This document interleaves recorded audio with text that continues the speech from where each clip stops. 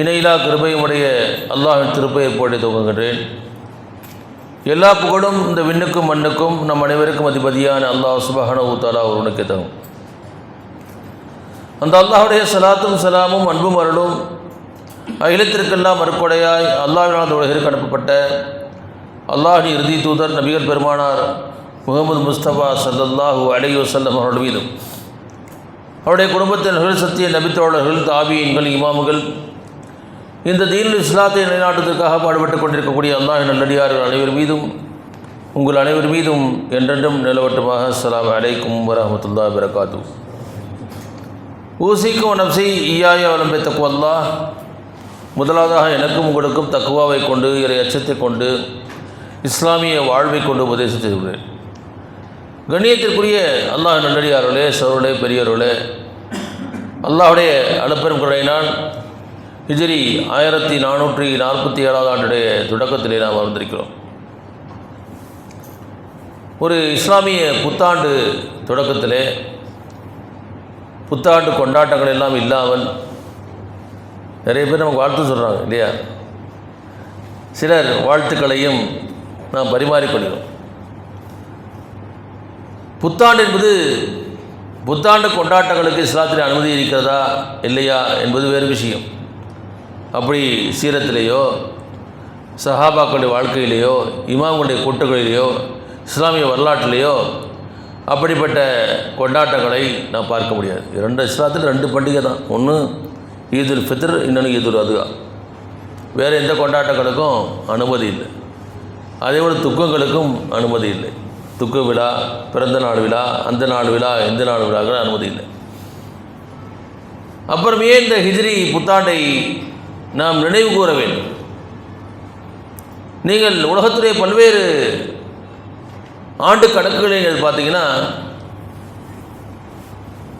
இன்றைக்கு நாம் பயன்படுத்தக்கூடிய கிரகோரியன் ஆண்டு என்று சொல்லப்படக்கூடிய, அது ஆங்கில ஆண்டு கூட கிரகோரியன் ஆண்டுன்னு சொல்லுவாங்க.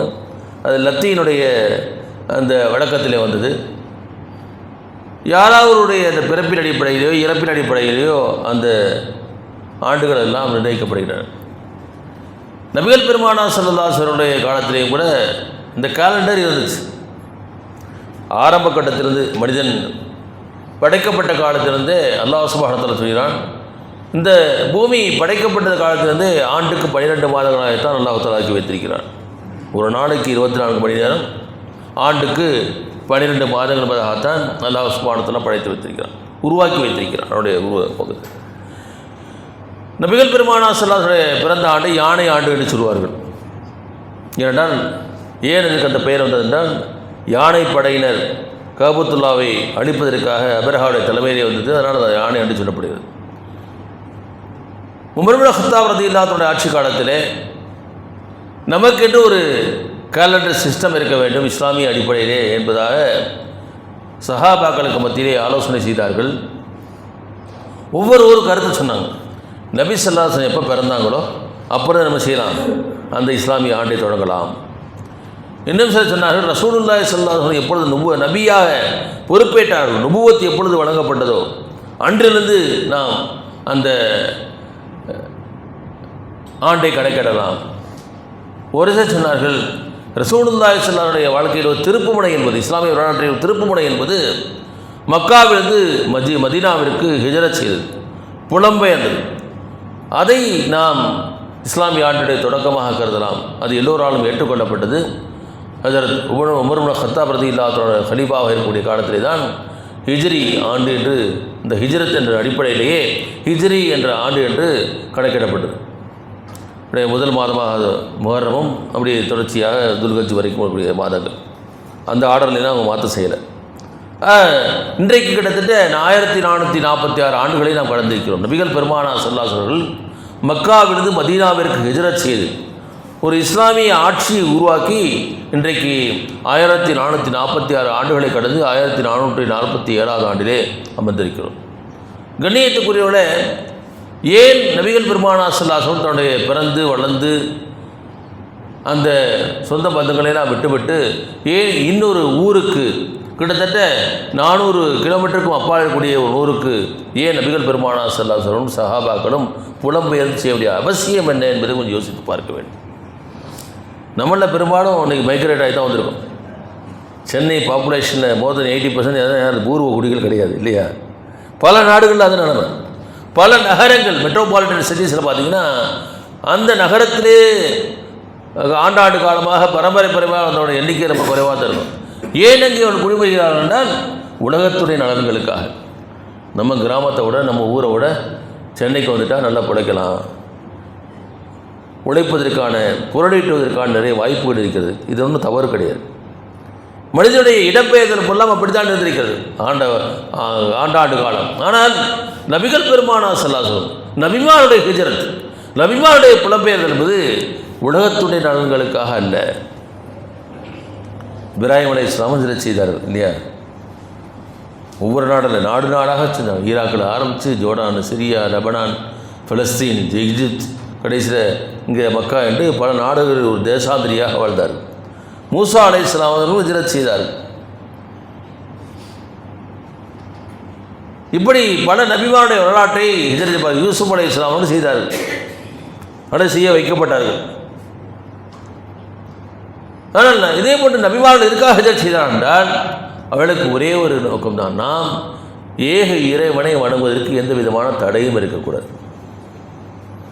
இறை மார்க்கத்தை பின்பற்றுவதற்கும் இறை மார்க்கத்தின் அடிப்படையில் நம்முடைய வாழ்க்கையை அமைத்துக் கொள்வதற்குமான எந்த தடையும் இல்லாமல் சுதந்திரமாக நாம் நம்மை படைத்து பரிபாலித்து ரட்சித்து வரக்கூடிய அல்லாஹ் சுப்ஹானஹு வ தஆலாவிற்கு அடிபணிந்து வாழ வேண்டும் என்ற ஒரே குறிக்கோள்.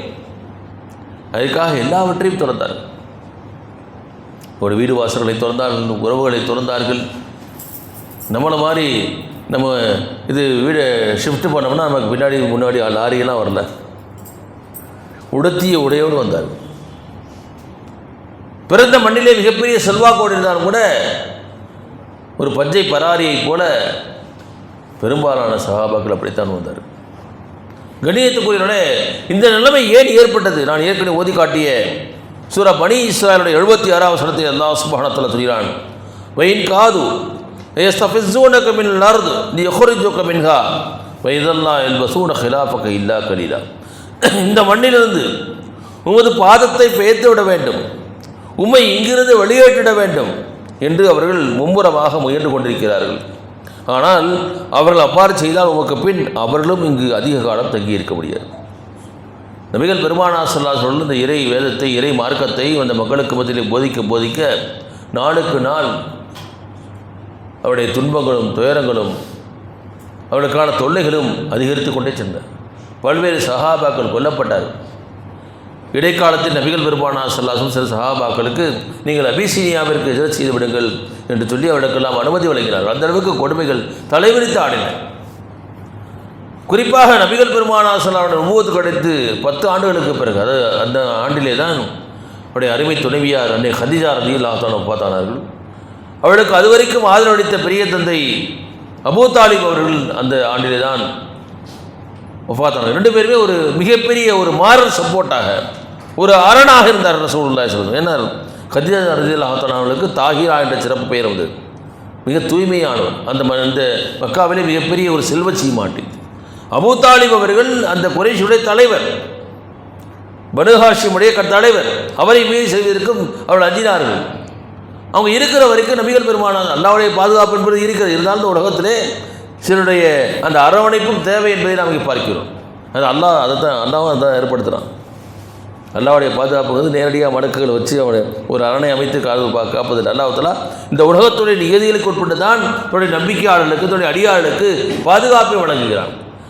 அபூ தாலிப் அவர்களும் ஹதீஜா ரலியல்லாஹு அன்ஹா வளர்ந்த அந்த ஆண்டை தான் சொன்னாங்க. அந்த ஆண்டை தான் துக்கு ஆண்டுன்னு சொன்னாங்க. ஏன்னா அதற்கு பிறகு நபிகளார் ஸல்லல்லாஹு அலைஹி வஸல்லம் சஹாபாக்களுக்கும் இழைக்கப்பட்ட கொடுமைகள் உச்சத்தை தொட்டன. எந்த அளவுக்கு என்றால் நபிகள் பெருமானார் ஸல்லல்லாஹு அலைஹி வஸல்லம் கொலை செய்து விடுவதற்கு கூட திட்டம் தீட்டினார். ரசூலுல்லாஹ் அவர்கள் அல்லாஹ்வுடைய கட்டளைக்காக எதிர்பார்த்த ஒரு நபி வந்து இறைவனுடைய கட்டளை இல்லாமல், அனுமதி இல்லாமல் ஒரு ஊரை விட்டு இன்னொரு ஊருக்கு செய்யக்கூடாது, குடிபெயர்ந்து சென்று விட முடியாது. அப்படி ஆனால் என்ன வரலாற்று யூனுஸ் அலைஹிஸ்ஸலாம் வரலாற்றை நீங்கள் படித்து பார்த்தீங்கன்னா தெரியும். இறை கட்டளை வருவதற்கு முன்னாகவே யூனுஸ் அலைஹிஸ்ஸலாம் அவர்கள் ஒரு நல்ல நோக்கத்தில் தான் இல்லையா, இறைவனுக்கு மாறு செய்ய வேண்டிய நோக்கத்திலே அல்ல போனாங்க. அதுக்கு போய் மீன் விழுங்கியது அந்த தெரியும். நபிகள் பெருமானார் ஸல்லல்லாஹு அலைஹி அவர்கள் இறை கட்டளைக்காக காத்து கொண்டிருந்தார்கள். ஆனால் சஹாபாக்கள் நீங்கள் வந்து செய்யுங்க. அதுக்கு முன்னாடி என்ன நடந்துச்சுன்னா, எந்த ஊர் நாம் ஹிஜ்ரத் செய்வதற்கு தகுந்த ஊர் என்பதை என்ன செய்தாங்க, அவங்க தேட ஆரம்பித்தாங்க. தாயிலுக்கு போனாங்க. அங்கே அவர்களுக்கு கடுமையான எதிர்ப்பு, கல்லாலிருந்து விரட்டடிக்கப்பட்டார்கள். ரசூலுல்லாஹி ஸல்லல்லாஹு அலைஹி என்ன செஞ்சாங்கன்னா, அன்றைக்கு மக்காவை நோக்கி ஹஜ்ஜுக்கு வரக்கூடிய மக்கள், ஏன்னா இப்ராஹிம் அலைஹிஸ்ஸலாமுடைய காலத்திலிருந்து கடந்த 5000 ஆண்டுகளாக ஹஜ்ஜு கடமை நடைபெற்றுக் கொண்டிருக்கிறது. அந்த ஹஜ்ஜுக்கு வரக்கூடிய வெளியூர் மக்கள் தங்கக்கூடிய கூடாரங்களுக்கெல்லாம் சென்று இரவிலே யாருடைய கண்ணிலும் படாமல் என்ன செய்வாங்க, அவர்கள் தாவாவை எடுத்து வைப்பார். இஸ்லாத்துடைய பணிகளை இந்த செய்தியை எடுத்து வைப்பார். அப்படி எடுத்து வைக்கும்போது எத்ரிபை சேர்ந்த சிலர் அங்கே அந்த அதாவது ரசூலுல்லாஹி ஸல்லல்லாஹு அலைஹி அந்த மக்கா வாழ்க்கையுடைய இறுதி காலகட்டத்தில் கிட்டத்தட்ட மக்கா வாழ்க்கையுடைய 11, 12, 13 ஆண்டுகளிலே அப்போ மக்காவிலே அந்த அதாவது என்ன அகபா என்ற இடத்திலே தங்கியிருந்த அந்த எதிரிபாசிகளிலே 7 பேர் 12 பேர் இஸ்லாத்தை ஏற்றுக்கொள்கிறார்கள். அவர் செல்கிறார்கள். அப்போ என்ன செய்கிறாங்க, எங்களுக்கு இஸ்லாத்தை கற்றுக்கொள்வதற்காக ஒருவரை எங்களுக்கு நீங்கள் அனுப்பி வைங்கள் சொல்லும் பொழுது நபிகள் பெருமானார் ஸல்லல்லாஹு அலைஹி வஸல்லம் அந்த மக்காவிலே ஒரு இளைஞராக இருந்த முஸ்அப் பின் உமைர் ரலியல்லாஹு அன்ஹு, அன்றைக்கு அவருக்கு 20 அல்லது 21 வயசு, சில அறிவு கூட 19 வயசு கூட சொல்லப்படுது. அந்த இளைஞரை, ஒரு துடிப்புமிக்க இளைஞரை அந்த மக்களோடு அனுப்பி வைக்கிறார்கள். அடுத்த ஆண்டு ஹஜ் பயணத்திலே 70 பேர் எதிரிபை சேர்ந்தவர்கள் இஸ்லாத்தை ஏற்றுக்கொள்கிறார்கள். 3வது ஆண்டு முஸ்அப் பின் உமைர் தனியாக வராங்க. என்னப்பா ஆளை காணா, யார் சொல்லலாம், மதீனாவுடைய ஒவ்வொரு இல்லத்திலும் உங்களை ஏற்றுக்கொண்ட மக்கள் இருக்கிறார், இப்போ நீங்கள் அங்கே வாங்க. அந்த மக்கள் அழைக்கிறாங்க. அந்த 70 பேர் கொண்ட அந்த குழுவோடு அவர்களும் அழைக்கிறார்கள், நீங்கள் அங்கே வாருங்கள். அப்பொழுது நபிகளாருக்கும் அந்த எத்திரிபுவாசிகளுக்கு இடையிலே ஒரு உடன்படிக்கை நடைபெறுகிறது.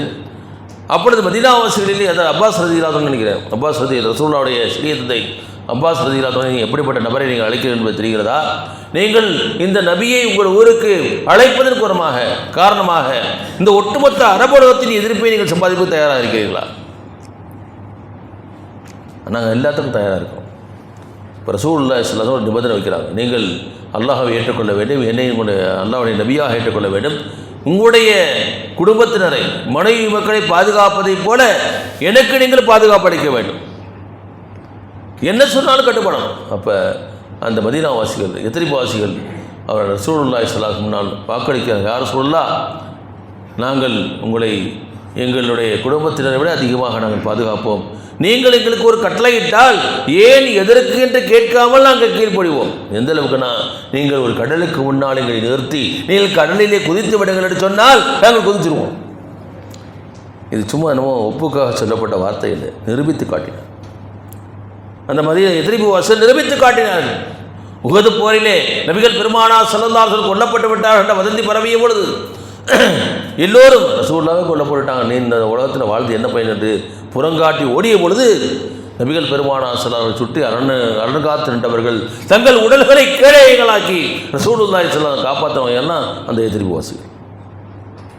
அந்த எதிரிபு தான் நபிகள் பெருமானார் ஸல்லல்லாஹு அலைஹி வஸல்லம் அந்த நுழைவுக்கு பிறகு ஹிஜ்ரத்திற்கு பிறகு மதீனத்து நபியாக மதீனாவாக மாற்றப்பட்டது.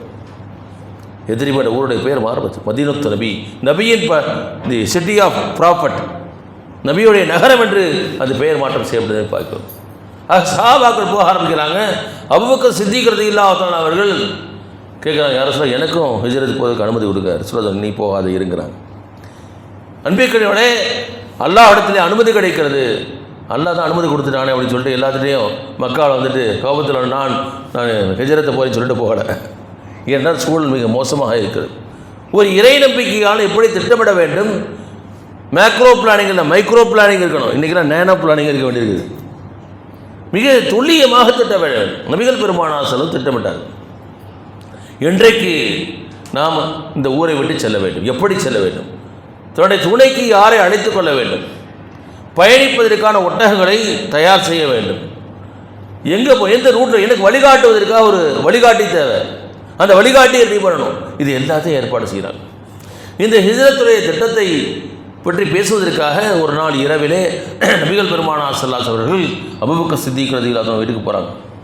அப்போ அபூபக்கர் சித்திக் ரலியல்லாஹு அன்ஹு குடும்பத்தினர் மட்டும் இருக்கிறாங்க, குறிப்பாக அவருடைய தாயார் மட்டும் இருக்காங்க, அவருடைய பிள்ளைகள் இருக்கிறாங்க. அப்போ அவங்களோட சில விஷயங்கள் பேசலாம் அப்படின்னு சொல்லும் பொழுது அவங்களுடைய ரகசியம் பேசுகிறாங்க. அந்த ஹிஜ்ரத்துக்கான அந்த திட்டங்களை நபிகள் பெருமானார் விவரிக்கிறார். இங்கே ஒரு முக்கியமான திருப்பத்தையும் நான் பார்க்க வேண்டும் கண்ணியத்துக்குரிய சூழல். ஒருபுறம் நபிகள் பெருமானார் ஸல்லல்லாஹு கொன்றுவிட வேண்டும் என்று துடித்துக் கொண்டிருக்கூடிய இந்த குறைஷி மக்கள் தான் நபிகள் பெருமானார் தங்களுடைய பொருள்களை எல்லாம் அடைக்கலமாக கொடுத்து வச்சிருக்கிறார். ஏனென்றால் அவர் அல்லமீன் சாதிக், நம்பிக்கைக்குரியவர், உண்மையாளர். எந்த நபரை கொன்றுவிட வேண்டும் என்று தீர்மானித்துக் கொண்டிருக்கிறார்களோ அந்த நபரிடத்திலேயே அந்த மக்காவாசிகள் தங்களுடைய பொருள்களை, வேல்யூபிள் திங்ஸ் எல்லாம் கொடுத்து நீங்கள் பாதுகாப்பாக வச்சுருக்கோன்னு சொன்னாங்க. ஏன்னா அன்றைக்கி பேங்க்கு லாக்கர்லாம் கிடையாது. ரசூலுல்லாஹி ஸல்லல்லாஹு அலைஹி இருந்தால், முகமது ஸல்லல்லாஹு அலைஹி இருந்தால் அந்த பொருள் பாதுகாப்பாக இருக்கும். நம்மளும் பாதுகாப்பு கொடுவோம். ஒரு 10,000 கொடுத்தா 10,000 வச்சுருப்போம்.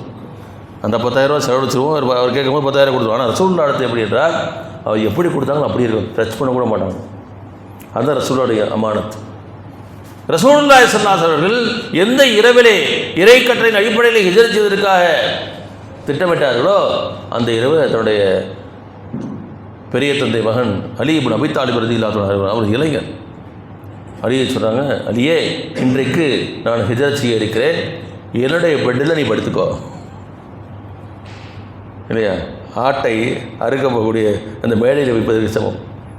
அன்றைக்கு எல்லா திட்டம் ரசூலுல்லாஹ்வுக்கு எல்லா விதமான திட்டங்களும் அல்லாஹ் சுப்ஹானஹு வ தஆலா அறிவிக்கிறான். அலி ரலியல்லாஹு தஆலா சொன்னாங்க, சொல்லிட்டு நீ படுத்துக்கோ, நான் இரவில் செல்வேன், நாளைக்கு காலையிலே இந்தந்த பொருள் என்னுடைய அமானத்தான பொருள்கள் இவற்றை எல்லாமே ஒப்படைத்து விட்டு நீ மதீனாவிற்கு வந்து சேர வேண்டும், எதிர்ப்புக்கு வந்து சேர வேண்டும் சொல்கிறார். அதே போல் அந்த இரவு அலி இப்னு அபீ தாலிப் ரலியல்லாஹு அன்ஹு ரசூலுல்லாஹ் வீட்டுக்கு வராங்க. ரசூலுல்லாஹ்வுடைய படுக்கையிலே அவருடைய போர்வையை போர்த்தி கொண்டு அவர் படுக்கிறார். இந்த நேரத்திலே தான் குறைஷிகள் மிகப்பெரிய திட்டத்திட்டாங்க. தாருல் நதுவா என்ற இந்த அரங்கத்திலே அதாவது நம்ம முகமதை கொல்ல வேண்டும் என்றால் அரபுகளிடத்திலே பழிவாங்கக்கூடிய ஒரு படலம் இருக்குது. யாராவது கொண்டாங்கன்னா ஒட்டுமொத்த குடும்பமும் அதற்காக பழிவாங்கும், அதுக்காக போர் நடக்கும். ஆக இந்த பனு ஹாஷிம் குலத்தினர் நமக்கு எதிராக போராடக்கூடாததற்காக மக்காவில் இருக்கக்கூடிய அத்தனை குலங்களிலிருந்தும் ஒருவரை தேர்ந்தெடுத்தார். ஏன்னா நம்ம எல்லாத்துக்கும் எதிரான செய்ய முடியாது, அவங்க போராட முடியாது. பட் சூழ்ச்சியாளர்லாம் மிகப்பெரிய சூழ்ச்சியான அல்லாஹ் தஆலா அல்லாஹ் சொல்கிறான், அல்லாஹு ஹைருல் மாக்கிரீன், சூழ்ச்சியாளர்கள் எல்லாம் மிகப்பெரிய சூழ்ச்சியான அல்லாஹ். நீங்களும் சூழ்ச்சி செய்யுங்கள், அவனும் சூழ்ச்சி செல்கிறான், அவன் தான் சூழ்ச்சியாளர்கள் மிகப்பெரிய சூழ்ச்சியாளர். இப்போ அல்லாஹ் என்ன செஞ்சான், ரசூலுல்லாஹ் வெளியே வர வச்சான். வெளியே வந்து பார்த்தாக்க அல்லாஹ் அவருடைய கண்களிலிருந்து அவனை மறைக்கிறான். கண்களிலிருந்து நபிகள் பெருமானார் மறைக்கிறான். அங்கே ஒரு மூஜிசா நடைபெறுகிறது.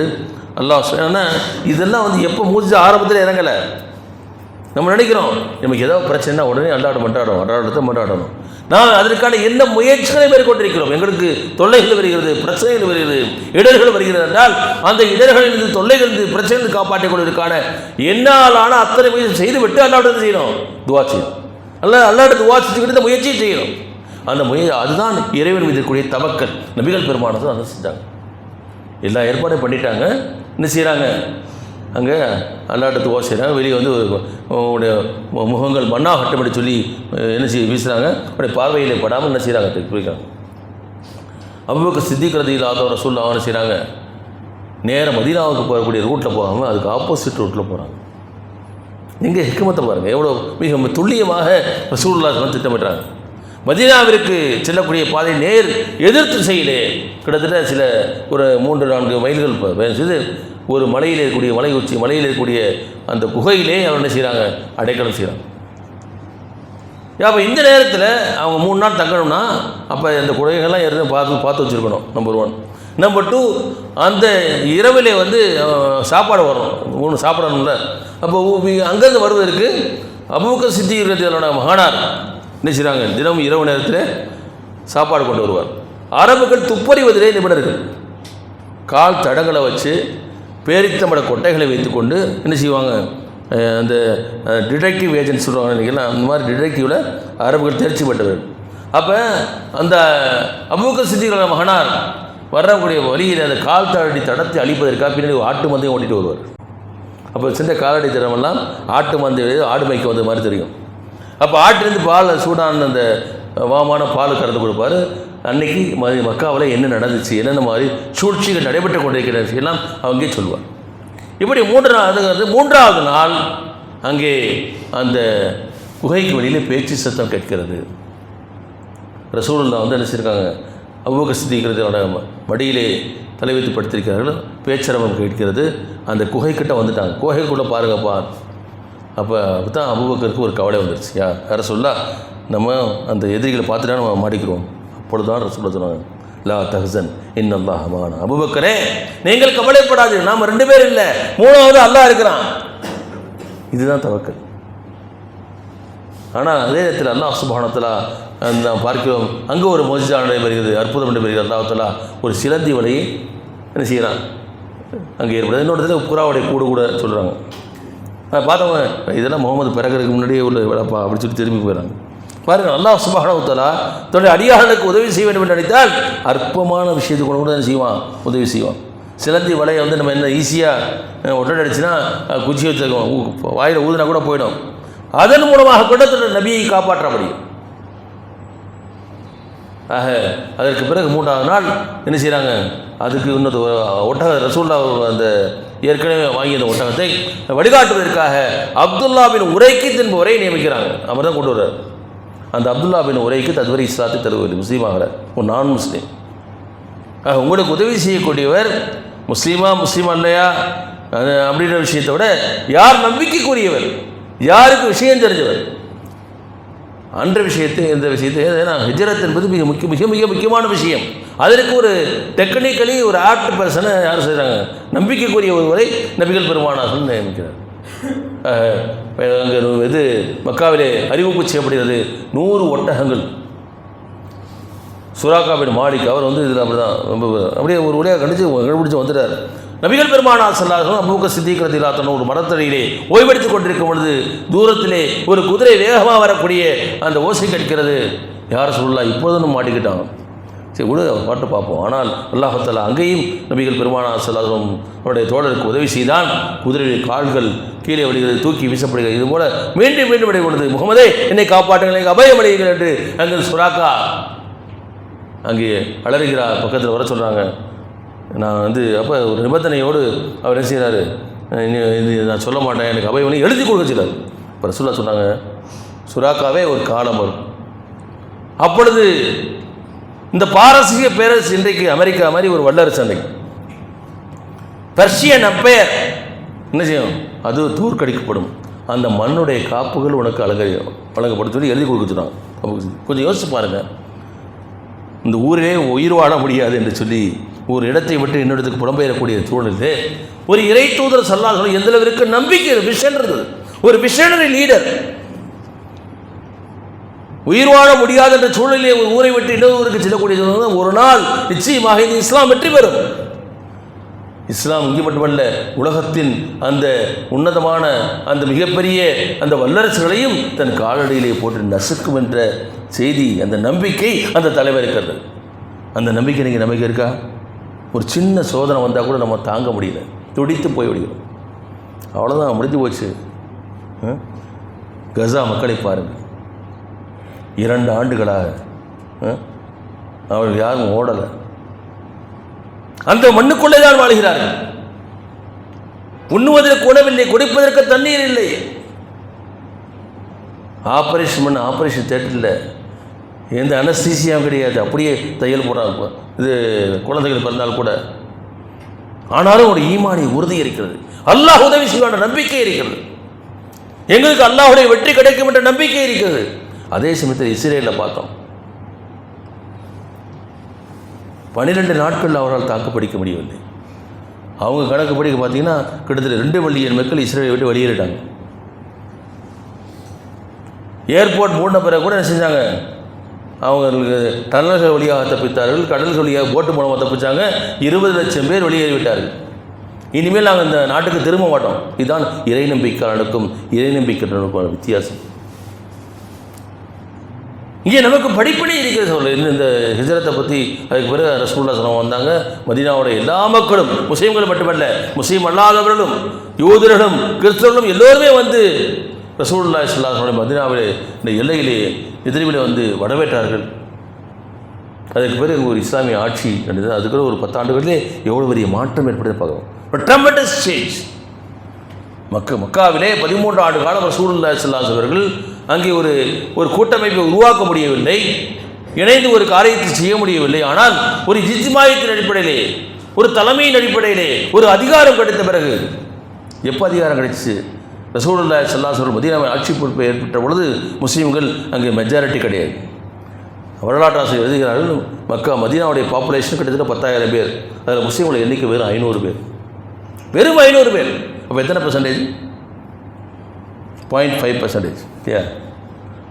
அப்படி தான் 5%. சரி, 5%. ஆக ஒரு 5% சிறுபான்மை இருக்கக்கூடிய மக்களை ஒட்டுமொத்த அந்த 95% மக்கள் ஏற்றுக்கொண்டார்கள் என்றால் இனவாதத்தின் அடிப்படையில் யாரும் ஏற்றுக்கிறது இல்லை. நம்பிக்கை இருந்தது. இவர் ஒரு இறை தூதர், ஒரு நேர்மையாளர்கள், வாய்மையாளர்கள், இவர் மக்களை ஏமாற்ற மாட்டார்கள், இறைவனுக்கு பயந்தவர்களாக ஆட்சி செலுத்துவார் நம்பிக்கை இருந்தது. நாம் அதுபோன்று வாழ்ந்தோம் என்றால், அப்படிப்பட்ட ஈமானிய உரம் நம்மிடத்தில் இருந்தது என்றால், ஈமானிய வலிமை நம்மிடத்தில் இருந்தது என்றால், ஒழுக்க வலிமை அந்த சஹாபாக்களை போல இருந்தது என்றால், நிச்சயமாக இந்த மக்களும் நம்மை அங்கே அதிகாரத்தில் அமர வைப்பார். இதுதான் வரலாற்று நடிகளும் பார்க்க முடியும். அது மட்டுமல்ல, நீங்கள் எந்த ஒரு காரியத்தை செய்தாலும் நபிகள் பெருமானார் ஸல்லல்லாஹு அலைஹி வஸல்லம் சுன்னா என்பது இபாதாத்துகளிலே மட்டுமல்ல, வணக்க வழிபாடுகளில் மட்டுமல்ல, வாழ்வின் ஒவ்வொரு நிகழ்விலும் நபிகள் பெருமானார் ஸல்லல்லாஹு அலைஹி வஸல்லம் அந்த சுன்னா இருக்கிறது, வழிமுறை இருக்கிறது. எந்த ஒரு காரியத்தை செய்தாலும் அதை நீங்கள் திட்டமிடுங்கள், அதுக்கு பிளான் பண்ணுங்கள், அதுக்கு பிளான் ஆஃப் ஆக்ஷன் நீங்கள் ரெடி பண்ணுங்கள். ஒரு வீடை கட்டுறதுக்கு நம்ம அப்படியே வீடை கட்டுறது இல்லையா, அதுக்கு எத்தனை ஸ்கொயர் ஃபீட்டில் கட்ட போகிறோம், அதுக்கு ஆர்கிடெக்ட் டிசைனும் வரும், அதுக்கு இன்ஜினியர் பிளான் போகிறாரு, அதுக்கு ஒரு ஸ்ட்ரக்சரல் இன்ஜினியர் போடுறோம், அப்புறம் இன்டீரியர், இப்படி பல விஷயங்கள் எல்லோருடைய இந்த ஒரு மைனூட்டான சரியான பிளானிங் படி கட்டப்பட்ட ஒரு கட்டடத்திற்கும் எந்த விதமான பிளானிங் இல்லாமல் கட்டப்பட்ட கட்டடத்துக்கும் எவ்வளோ வித்தியாசம் பார்க்குறோமா இல்லையா? ஆக நம்முடைய வாழ்க்கையிலே திட்டமிட வேண்டும், ஒரு தூர நோக்கு இருக்க வேண்டும், நம்மிடத்திலே நம்பிக்கை இருக்க வேண்டும். நிச்சயமாக சத்தியம் வந்தே தீரும், அசத்தியம் அழிந்தே தீரும்.